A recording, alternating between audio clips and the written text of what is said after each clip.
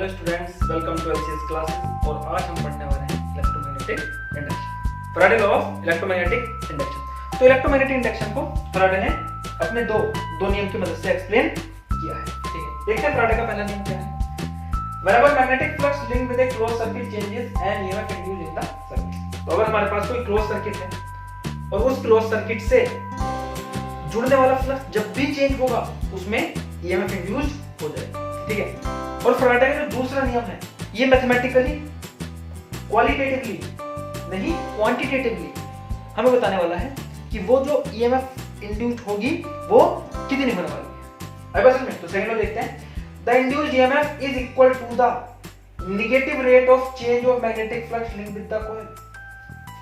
मतलब जो EMF induced होगी कोयल में वो negative rate of change of magnetic flux linked with the coil, कि जितना मैग्नेटिक फ्लक्स जितनी तेजी से चेंज होगा, फ्लक्स जितनी तेजी से चेंज होगा उतनी EMF इंड्यूस्ड होने वाली है। ठीक है, और ये नेगेटिव साइन क्या बताता है? तो ये नेगेटिव साइन हमें EMF की डायरेक्शन देता है कि जिस डायरेक्शन में फ्लक्स चेंज हो रहा होगा EMF उससे अपोजिट डायरेक्शन में इंड्यूस्ड होने वाली है। ठीक है, तो डायरेक्शन के लिए हम एक और नियम पढ़ने वाले हैं, लेंजिस लॉ। ठीक है, तो उसके लिए कुछ देर आप रुकिए। तो अभी डायरेक्शन को लेकर ज्यादा चिंतित मत होइए, आप सिर्फ ये याद रखिए कि जो EMF इंड्यूस होने वाली है वो डिपेंड करती है कितनी तेजी से फ्लक्स चेंज होगा।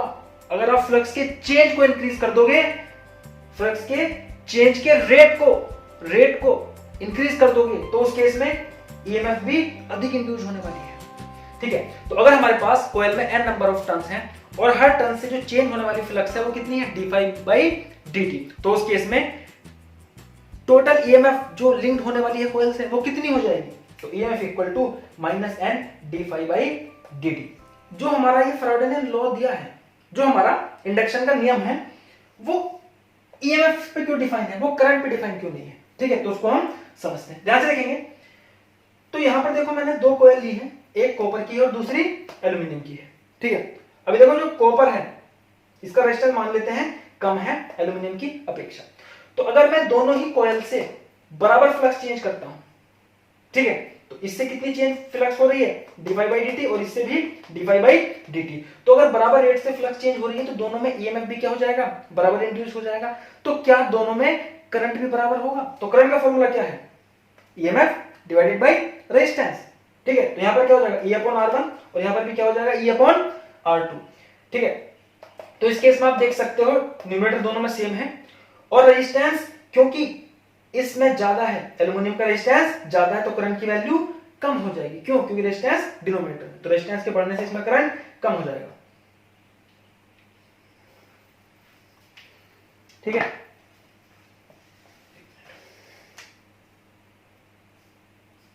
अब सही, ठीक, तो रेजिस्टेंस बढ़ने से इसमें करंट कम हो जाएगा। ओके, तो आगे हम पढ़ेंगे लेंज लॉ, जो हमें बताएगा इंड्यूस्ड EMF की डायरेक्शन क्या होने वाली है। तो बच्चों आज हम लेंज लॉ डिस्कस करेंगे। तो लेंज लॉ हमें इलेक्ट्रोमैग्नेटिक इंडक्शन के केस में जो इंड्यूस्ड EMF होने वाली है उसकी डायरेक्शन को बताने वाला है, और लेंज ने इस डायरेक्शन को बहुत ही अच्छे तरीके से एक्सप्लेन किया है। ठीक है, अभी देखो हमारे देश में लॉकडाउन जारी है जिसने हमारी लाइफ में काफी चेंजेस कर दिए हैं। ठीक है, आज आप लोग घर से बाहर नहीं जा पा रहे हो, मैं घर से बाहर नहीं जा पा रहा हूँ। ठीक है, लगता है आप भी इससे काफी नाखुश होंगे। तो मानव की प्रवृत्ति यही है कि वो अपनी जिंदगी में चेंज को पसंद नहीं करता है। ठीक है, तो ये लॉकडाउन भी क्या है, एक तरीके का चेंज ही तो है। इसने मनुष्य को क्या घर में बांध के रख दिया है। ठीक है, आपका भी मन करता होगा कि शाम को जाएं कहीं पर क्रिकेट सिकेट खेलें या फुटबॉल खेलें, और शाम को कहीं पड़ोस की दुकान पर जाके कुछ गप्पे शप्पे लड़ाएं। ठीक है, तो जिस तरीके से मनुष्य को अपनी लाइफ में चेंज पसंद नहीं है, उसी तरीके से नेचर को भी इस केस में चेंज पसंद नहीं है। यही तो है। ठीक, तो यहां पर जो नेचर है कुछ हमारी तुम्हारी तरह बिहेव करती है। ठीक है, देखते हैं लिख लो। The direction of the induced EMF in the circuit is such that it oppose the cause और the chain which produce it. ठीक है, तो किसी सर्किट में इंड्यूस्ड EMF की डायरेक्शन कुछ इस तरीके से होगी कि वो हमेशा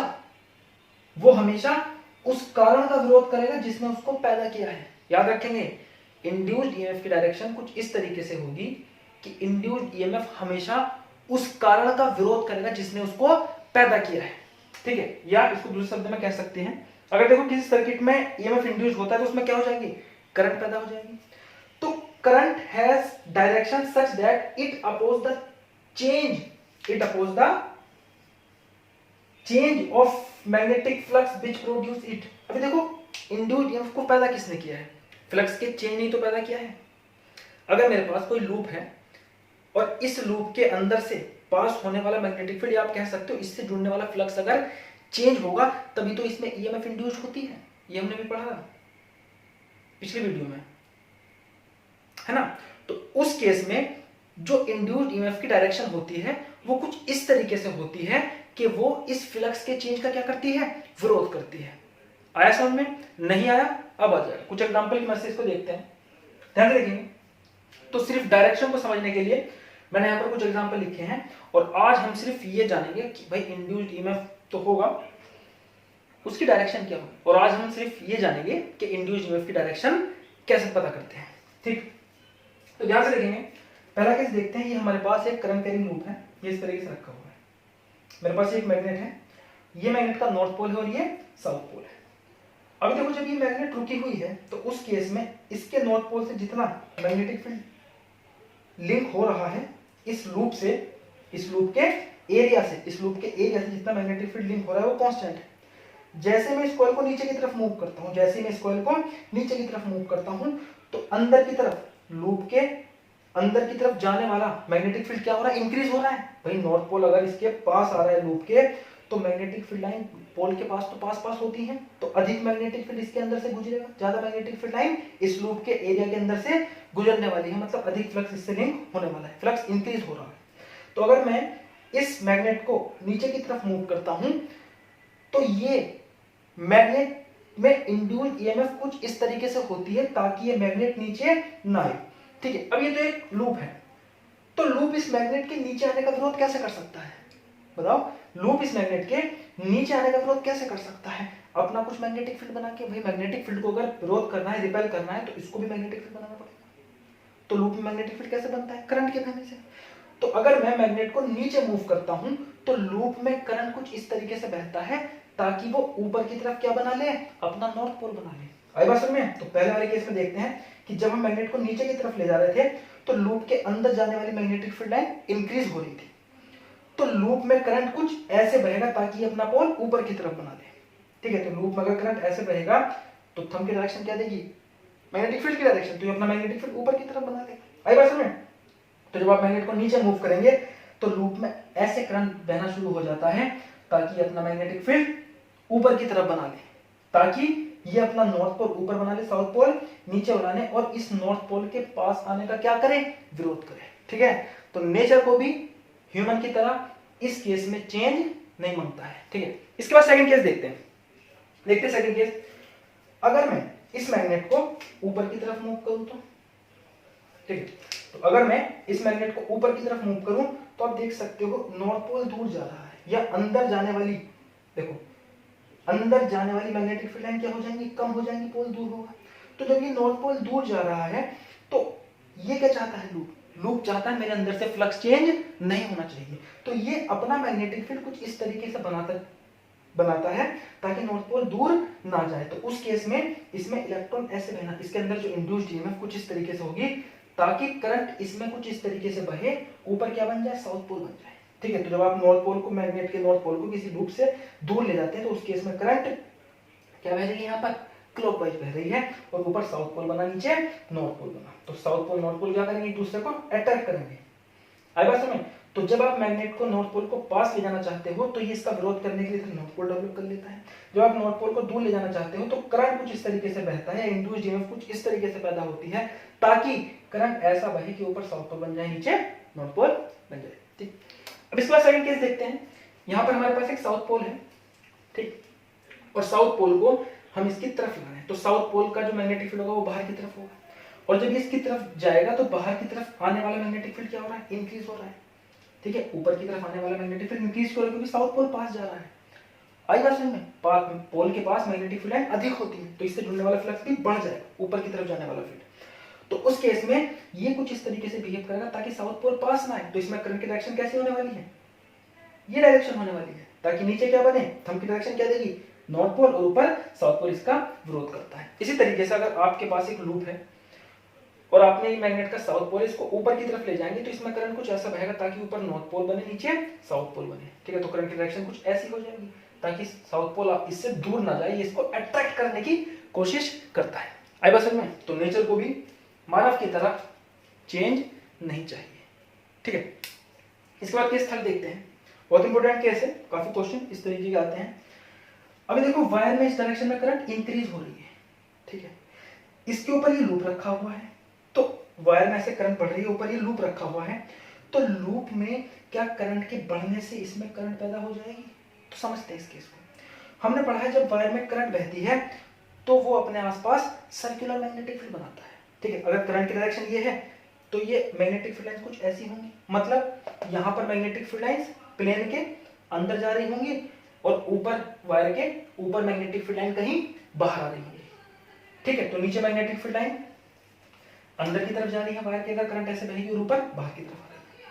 और अगर करंट इंक्रीज हो रहा है तो ये बाहर की तरफ आने वाला मैग्नेटिक फील्ड इंक्रीज हो रहा है। जो मैग्नेटिक फील्ड डॉट से क्या मतलब है, बाहर की तरफ आ रही है फील्ड लाइंस, तो बाहर की तरफ आने वाले मैग्नेटिक फील्ड इंक्रीज हो रहा है तो इसका विरोध करेगा, मतलब ये अपना मैग्नेटिक फील्ड अंदर की तरफ बना लेगा।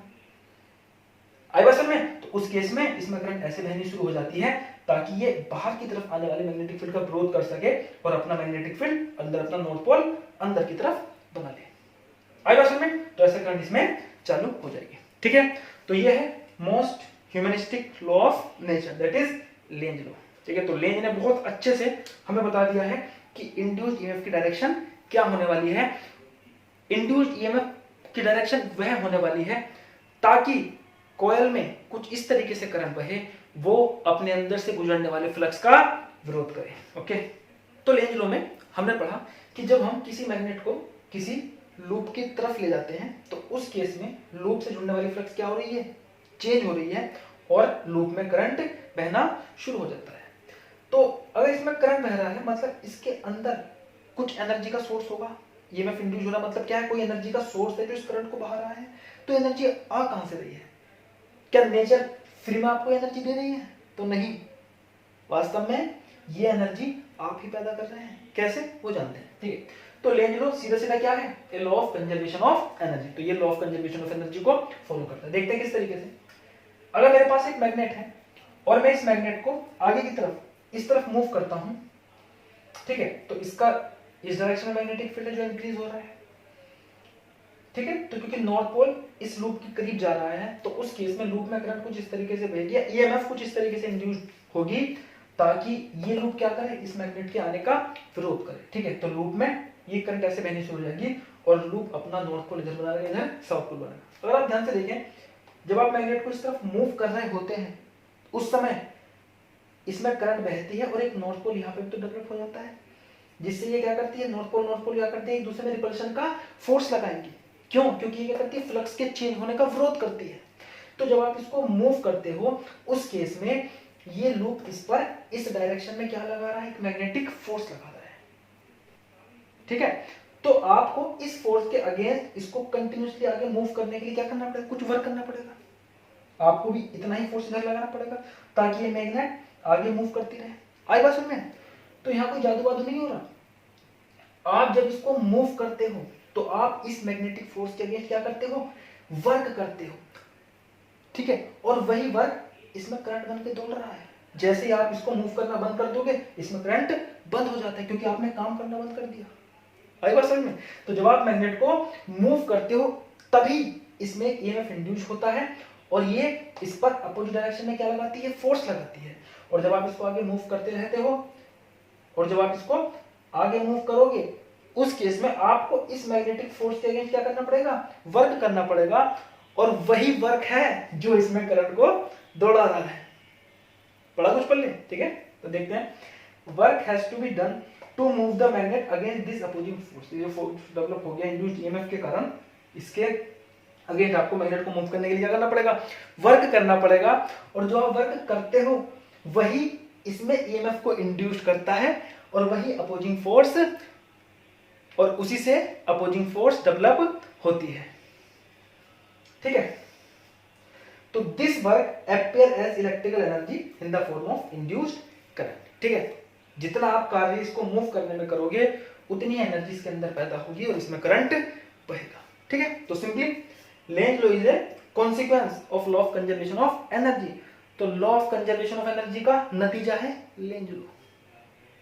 ओके, तो अगर आपको ये कॉन्सेप्ट समझ में आया है तो वीडियो को लाइक करिए और चैनल को सब्सक्राइब करिए। धन्यवाद।